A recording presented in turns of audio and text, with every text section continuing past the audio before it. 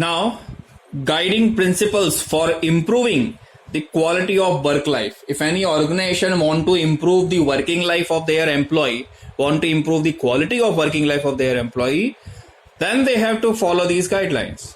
पहला क्या है? पे and stability of the employment. उसको प्रॉपर पे मिलना चाहिए, सैलरी सही होनी चाहिए और एम्प्लॉयमेंट की स्टेबिलिटी होनी चाहिए. नहीं ऐसा नहीं कि उसकी एक गलती मिली और आपने उसको थ्रो कर दिया, ठीक है, गेट आउट कर दिया. No, it should not be there, otherwise it will create a negative environment among your employee and the staff. Second है occupational stress. It's very obvious that efficient work cannot be expected from the employees who work under tension or stress. Generally, factors such as the nature of work, working condition, working hours, recess hours, harmonious relationship between the labor's efficiency and type of work etc. are the affecting mental tensions. ये सारी चीजें होती हैं जो उसको mental tension देती है. Over and above these factors, losing temper, irritation, fine. इसके अलावा लूजिंग टेम्पर यानी कि आपा खो देना, गुस्सा हो जाना, irritation, then great excitement, disappointment, fatigues, tiredness are also the cause of stress. ये सब से भी स्ट्रेस के कारण होते हैं. By improving quality of work life, management can decrease the level of stress. Progressive companies make efforts to solve the problem of stress in their health centres. Third क्या है? Grievance procedures. अगर कोई dispute होता है organisation के अंदर between the worker and the officers, then if the company provide a system or a machinery that can enable them to present their views, the workers on their own can solve the problems without bringing in arbitration. अगर employees के लिए ऐसी कोई संस्था mechanism है कि वो अपनी प्रॉब्लम खुद सॉल्व करे तो उसमें कोई आर्बिट्रेशन की जरूरत नहीं पड़ती. फोर्थ है organisational health programme. Fine. The aim of organizational health program is to maintain the improve the workers' health and also to provide knowledge about their health. Managers can bring about a great improvement in the quality of work life by organizing programs such as prohibition, overcoming mental stress, preventive measures against heart disease, family planning, yoga etcetera. ये सारे programme company में होते रहने चाहिए. If the organization effectively arrange such programs, absenteeism will reduce, hospitalization will be reduced, and such programs will remarkably reduce physical disability or premature deaths.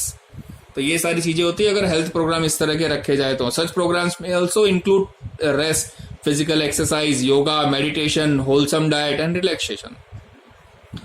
पांचवा है alternative work schedule. Working का schedule जो है वो ऑल्टरनेटिव होना चाहिए, fix नहीं कि इतने से इतने बजे तक आपको होना है तो होना ही है. There should be a flexibility. Work schedule should be so arrange that the employees may have time for alternative job along with his primary job. While arranging alternative work schedules, issues such as overtime, work at home, change in working hours, loss due to leave and part time service etcetera should be take into consideration. Employ आपके पास extra time भी होना चाहिए ताकि वो दूसरे काम पे फोकस कर सके. In preparing such alternative schedules, the extent to which an employ may be given freedom from the work schedules may also be considered. छठा है employment on permanent basis. Employment उसको परमानेंट बेसिस की होनी चाहिए. Employees on temporary basis और taken as an apprentice suffer from job insecurity. जिसको training पे लिया हो, प्रोबेशन पे रखा हो या टेम्पररी लिया हो, तो वो क्या होता है, जॉब इनसिक्योरिटी की फीलिंग आ जाएगी और ये इस फीलिंग है उससे क्या होगा, it may prevent him from giving justice to the work. फिर वो काम पे फोकस नहीं कर पाएगा क्योंकि उसको ये सोचेगा कि कभी भी कंपनी मुझे निकाल सकती है, तो वो क्यों डेडिकेशन से काम करे. फाइन. तो this is a problem that they facing if the employee are not giving an job as a permanent basis. सातवां है adequate of resources. If the adequate and appropriate resources are not available for achieving the departmental objectives, it will become difficult for the workers to achieve the goals. Substandard tools lead to disappointment and failure among the workers. Inadequate tools produce dissatisfaction among the workers and adversely affect the quality of work. अगर proper resources उसको काम करने के लिए नहीं दिए जाएंगे तो वो प्रोडक्टिविटी घटेगी और प्रोडक्टिविटी घटेगी, वो काम में फेल होगा, टारगेट अचीव नहीं कर पाएगा, तो वो वापस से स्ट्रेस में चला जाएगा. आठवां है रिकॉग्निशन. उसको रिकॉग्निशन मिलनी चाहिए. Fine. For this purpose such means as working participation in management, management में एम्प्लॉय को पार्टिसिपेट करना, इंसेंटिव्स एंड रिवॉर्ड्स देना, अप्रिसिएशन ऑफ परफॉर्मेंस, उसके परफॉर्मेंस को अप्रिशिएट करना सबके सामने, प्रेस करना, promotion to a position with status, fine, उसको प्रमोशन देना, सैलरी बढ़ाना और अच्छी स्टेटस के ऊपर प्रमोशन देना, सिर्फ सैलरी बढ़ाना नहीं, providing the workplace with modern amenities, arranging vacation tours, securing membership to a club or association etcetera should be considered for recognition. Seniority and merit in promotion.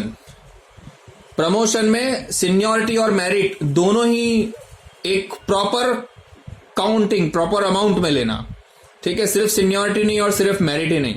Promotion can play a significant role in improving the quality of work life because every employee aspire for a promotion. हर एक employee जो काम करता है साल 2 साल होने के बाद वो चाहता है कि उसका भी प्रमोशन हो, उसकी सैलरी बढ़े. Generally, the principle of seniority is taken into consideration for giving promotion to the employees working at the bottom of the organization.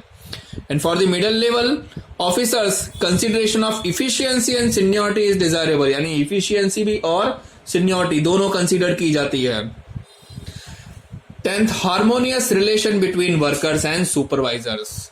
Worker और सुपरवाइजर के बीच में जो रिलेशंस है वो काफी हार्मोनियस होने चाहिए, शांति वाले होने चाहिए, बदला या गुस्सा या ठीक है इस तरह का नहीं होना चाहिए. Supervisor keep watch on the activities of the worker and he should cultivate human and sympathetic relation with them.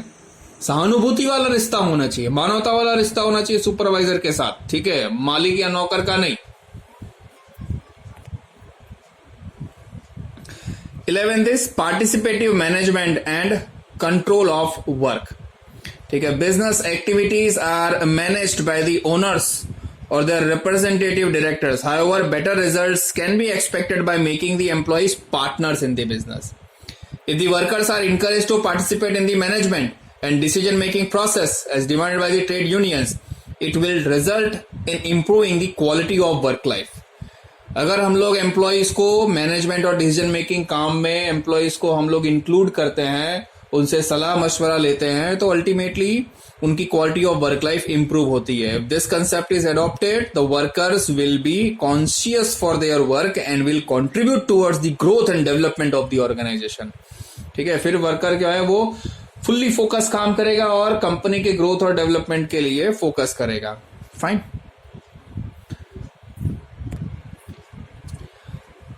अब एडवांटेज क्या होता है क्वालिटी ऑफ वर्क लाइफ का? तो क्वालिटी ऑफ वर्क लाइफ अगर अच्छी होगी तो वो कॉमन जो एचआर के एडवांटेजेस हैं वही इसके अंदर आएंगे. पहला तो क्या है, इंडस्ट्रियल डिसिप्लिन और हार्मनी. इंडस्ट्रियल डिसिप्लिन बढ़ेगी और सब शांति से काम करेंगे. ठीक है, इंडस्ट्रियल डिस्प्यूट डिक्रीजेस, एक दूसरे के बीच में जो डिस्प्यूट्स हैं, वाद विवाद है, वो डिक्रीज हो जाएगा, कम हो जाएगा. Industrial accidents will decrease, reduction industrial stress कम हो जाएगा. फाइन, लोग अच्छे से काम करेंगे, स्ट्रेस नहीं होगा. रिडक्शन इन वेस्टेज, अगर उनको काम करने में मजा आ रहा है तो फिर वो कोई वेस्टेज नहीं होगा मटेरियल का. मेंटेनेंस ऑफ क्वालिटी, प्रोडक्ट की क्वालिटी हमेशा मेंटेन रहेगी. डिक्लाइन इन लेबर एब्सेंटिज्म, लोग एब्सेंट, एम्प्लॉय जो है वो एब्सेंटिज रहना बंद कर देंगे. इंडस्ट्रियल प्रोडक्टिविटी विल इंक्रीज, अगर रेगुलर अच्छे से मेहनत से काम करेंगे, एम्प्लॉय फोकस काम करेगा तो प्रोडक्टिविटी बढ़ेगी. मेडिकल एंड हेल्थ बेनिफिट्स भी उनको मिलता है क्वालिटी ऑफ वर्क लाइफ में. करियर की काउंसलिंग होती है कि वो उनका करियर कैसे ग्रो कर सकते हैं. कैंटीन फैसिलिटी प्रोवाइड होती है उनको as a quality of work life measures.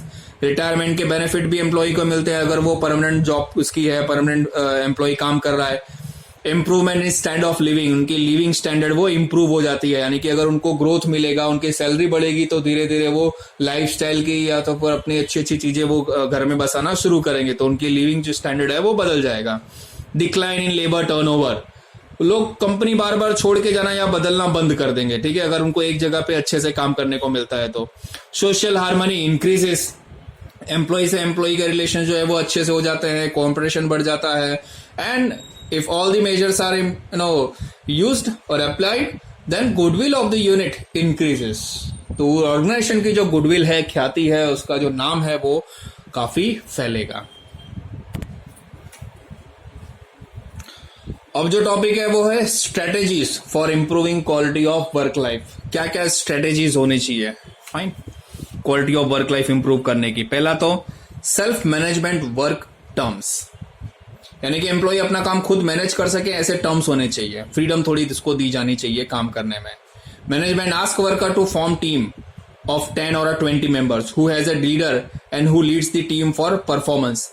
He will coordinate, plan, guide and control success or failure of the team and reward will be accordingly. This will improve the quality of work life. Job redesign and enrichment. तो ये redesign जो और इंट्रीचमेंट हमने देखा था कि job redesign करो, पहले से उसका जो अगर जो क्वालिफिकेशन के हिसाब से उसको काम मिला है या नहीं मिला है वो करो, अगर उसको बोरिंग लग रहा है, कंटाला आ रहा है काम करने में तो उसको थोड़ा चैलेंजिंग वर्क दो. थर्ड है इफेक्टिव लीडर्स. ठीक है, effective leadership leads towards improvement in quality of work life which will create pleasure of our job. उसको काम करने में खुशी आएगी अगर वो खुद लीड करता है कोई team. That will remove many grievance and get united. एक होकर काम करेगा. चौथा क्या है? Behavior of supervisors. Behavior of supervisors affects on quality of work life. If supervisors are not working seriously and not highly qualified, but good behavior enhance confidence in them and ultimately quality of work life is improved. पांचवा है job security. Job की security उनको दी जानी चाहिए. ठीक है, अगर उनके से कुछ गलती हुई है, कुछ मिस्टेक हुई है तो उसका सॉल्यूशन होना चाहिए, उनको मौका मिलना चाहिए अपनी बात करने का. छठा, alternative work schedules. Work schedule alternative होना चाहिए, that we have previously discussed in the same video. 7, career development. This point is also discussed in the same video that there should be a scope of career development. Fine, year by year and the moment employee gain the experience. 8वां है administrative justice.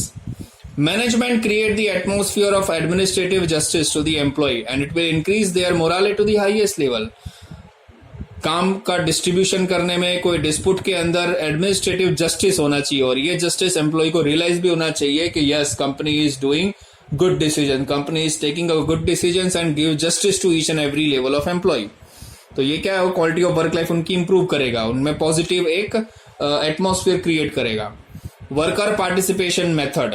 Fine, तो employ को है वो आपके decision board में, मैंने decision making जो process है उसके अंदर एम्प्लॉय के सजेशंस को भी आप एक्सेप्ट करो. 10th, quality circle. Quality circle एक फॉर्म करो. फाइन, यानी कि ये क्या होता है? व्हेन 10 और 15 employees join hands voluntarily to discuss their organisational problem.